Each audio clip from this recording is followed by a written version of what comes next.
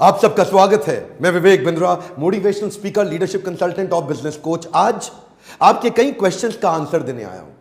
आपने पूछा जो छोटा बिजनेस कर रहे हैं और जो बिजनेस बड़ा करने वाले हैं, जो बिजनेस शुरू करने वाले हैं, इनमें कहीं एक बड़ी कॉमन प्रॉब्लम आती है कि बिजनेस में प्रोसेस कैसे बनाए जाएं।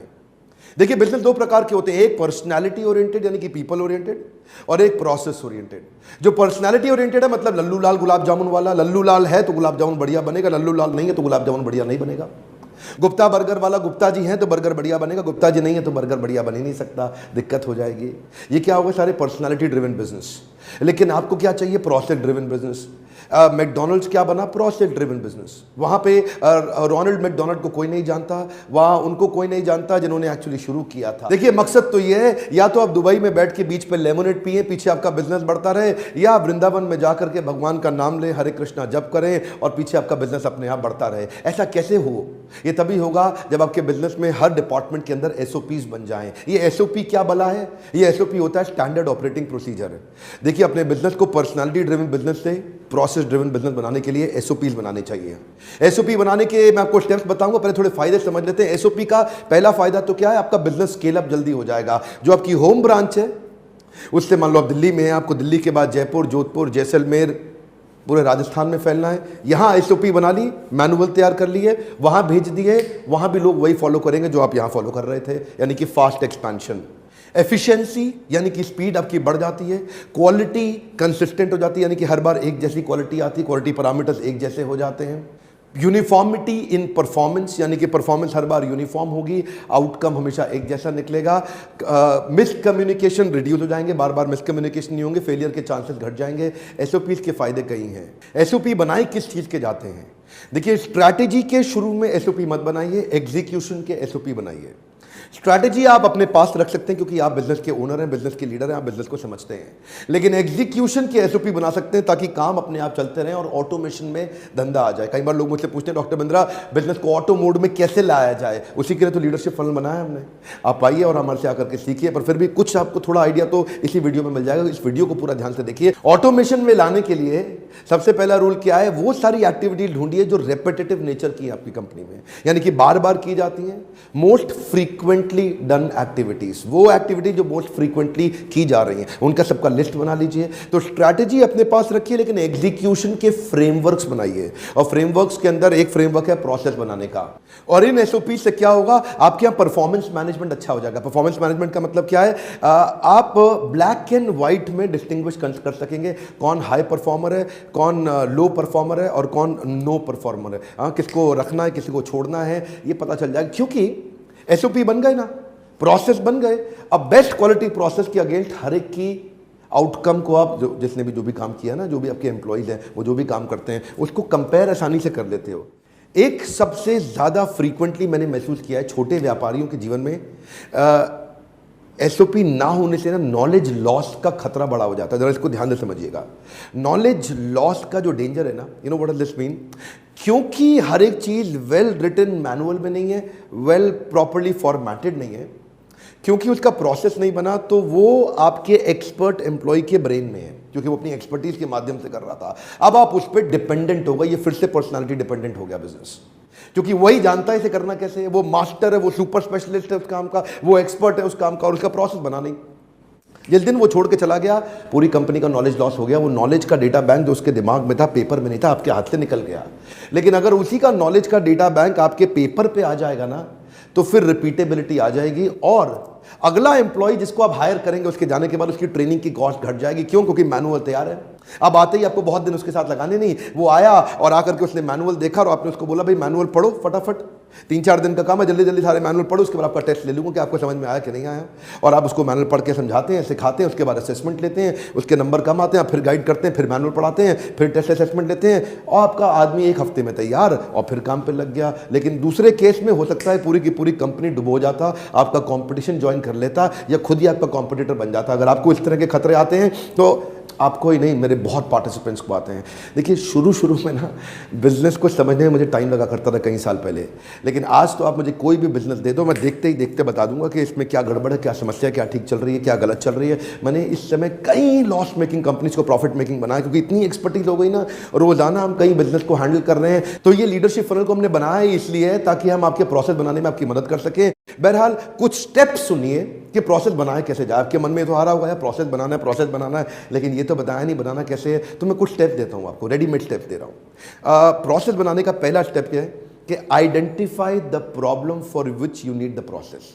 एक ऐसा प्रॉब्लम आइडेंटिफाई करिए जो कि फ्रीक्वेंट क्राइसिस आ रहा हो, जहां बार बार तकलीफ आ रही हो, जहां क्वालिटी में तकलीफ आ रही हो, जहां प्रोडक्टिविटी में तकलीफ आ रही हो, आउटकम में आ रही हो, कैलकुलेशन में आ रही हो, अकाउंटिंग में आ रही हो, सेल्स में नंबर अचीव नहीं हो रहा, जो भी इस डिपार्टमेंट है आपके यहाँ पे, उसका ना एक प्रॉब्लम लिख लीजिए जिससे हम गोल बना लें, जिसके अराउंड प्रोसेस बनाएंगे। क्योंकि अगर पहले दिशा मिलेगी तभी दशा तैयार होगी, पहले हमें डायरेक्शन मिलेगी तभी हम डिसीजन लेंगे। तो पहले दिशा तैयार करिए, किस प्रॉब्लम को सॉल्व करना है, किस गोल को अचीव करना है, उसके बाद उसका प्रोसेस बनाते हैं। अगला है कि ये जो भी आप प्रोसेस बनाने जा रहे हैं इसकी ना बाउंड्री तैयार कर लीजिए। पहले बाउंड्री मतलब इसका A to B बना लीजिए। A to B मतलब इसका स्टार्ट पॉइंट क्या है और एंड पॉइंट क्या है। जो भी फ्लो चार्ट बनेगा, जो भी आपका स्टेप्स बन के निकल के आएंगे ना, तो स्टेप्स मान लो फॉर एग्जांपल आपको बर्गर बनाने का प्रोसेस चाहिए, तो बर्गर बनाने में पहला प्रोसेस का पहला स्टेप क्या है कि जी बन खरीद के लाना है, टिक्की के लिए इंग्रेडिएंट्स खरीद के लाने, वो आए यहाँ पे, फिर उसके बाद सारे स्टेप होंगे और फाइनल स्टेप क्या होगा, बर्गर कंज्यूमर ने, आपके कस्टमर ने खा लिया।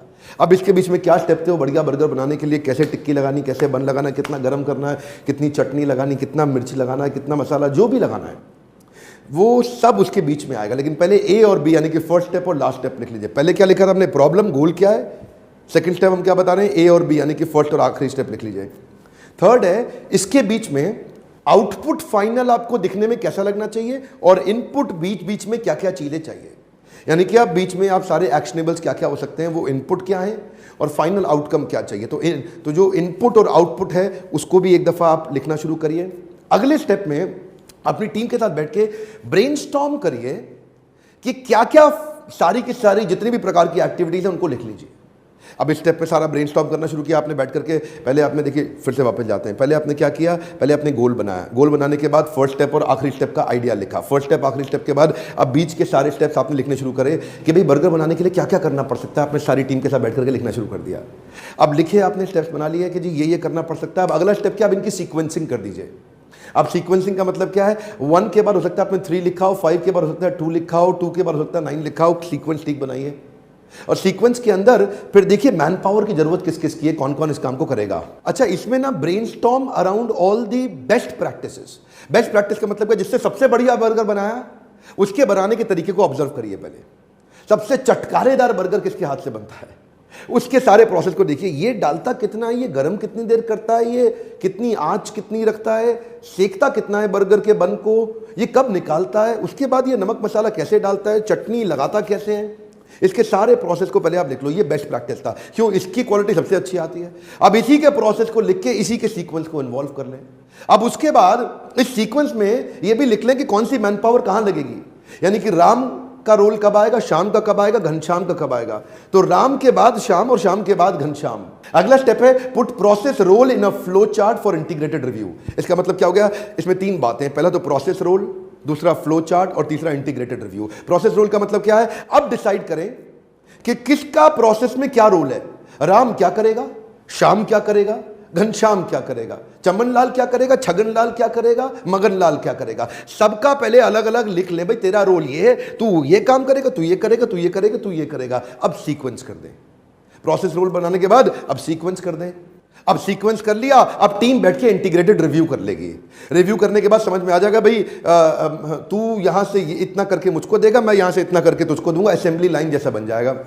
जैसे गाड़ी बनती है ना, गाड़ियों की फैक्ट्री अगर आपने देखी हो और ना देखी हो तो अपने वीडियोस में देखिएगा। वीडियोस में होता है कि गाड़ी में मतलब एक आदमी हेडलाइट फिट करता है, एक दरवाजा फिट करता है, एक पीछे टेल लाइट फिट करता है, एक उसका स्टीयरिंग फिट करता है। वो असेंबली लाइन पे आगे चलता जाता है, अपना अपना रोल करता है। इसलिए आपको क्लियर पता होना चाहिए हर एक का रोल क्या है, उसको फ्लो चार्ट के अंदर डाल दे, उसको सीक्वेंस में डाल दे और इंटीग्रेटेड रिव्यू कर ले ताकि सबको पता चल जाए। अगला स्टेप बड़ा कमाल का है, kill the potential problem in advance with RACI matrix.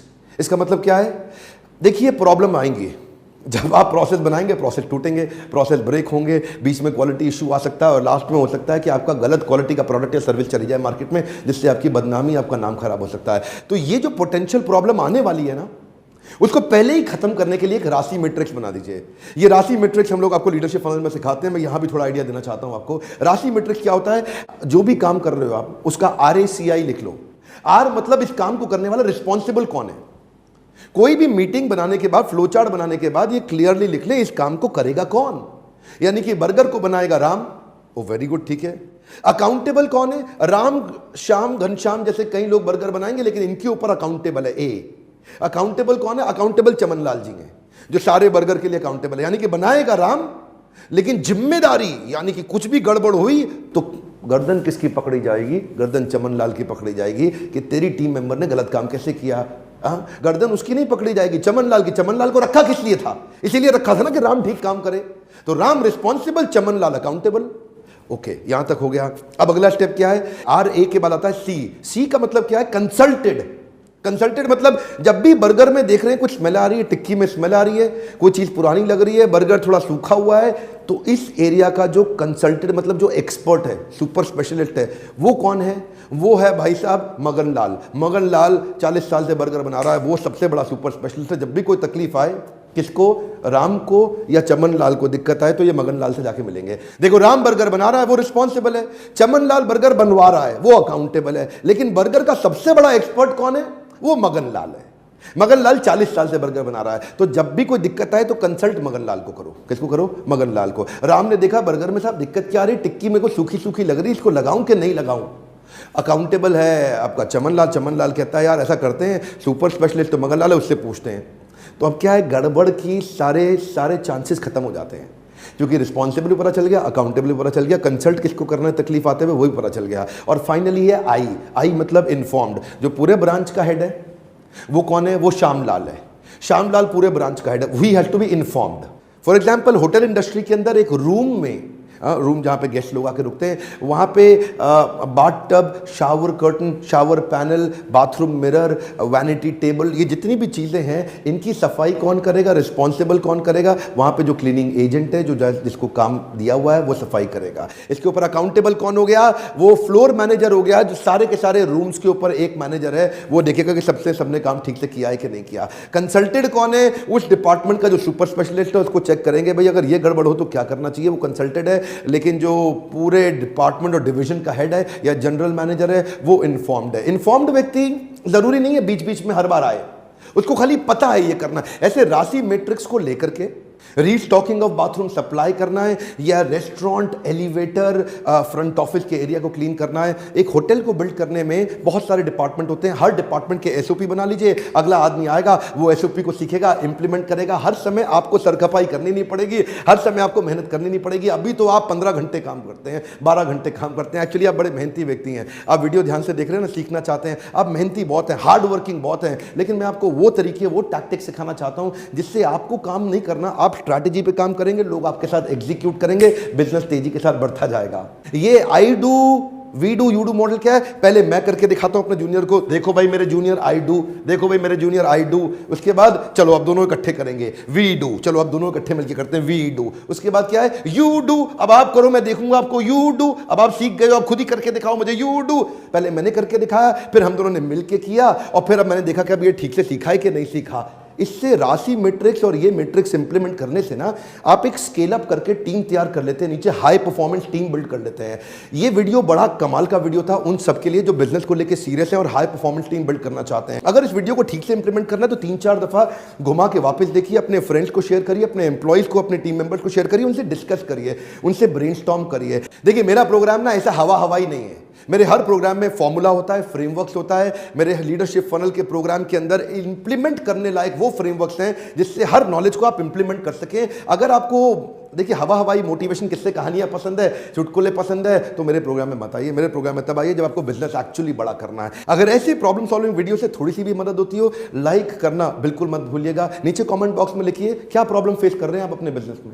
जो भी प्रॉब्लम फेस कर रहे हैं नीचे लिख दीजिए। किसी को नहीं पता चलेगा कि आप हैं कौन, लेकिन आपकी प्रॉब्लम मुझे पता चल जाएगी तो मैं उसके ऊपर नया वीडियो बनाने का प्रयास करूंगा। मेरे साथ जुड़े रहने के लिए, चैनल को सब्सक्राइब करने और करवाने के लिए हर बार की तरह इस बार भी बहुत बहुत धन्यवाद।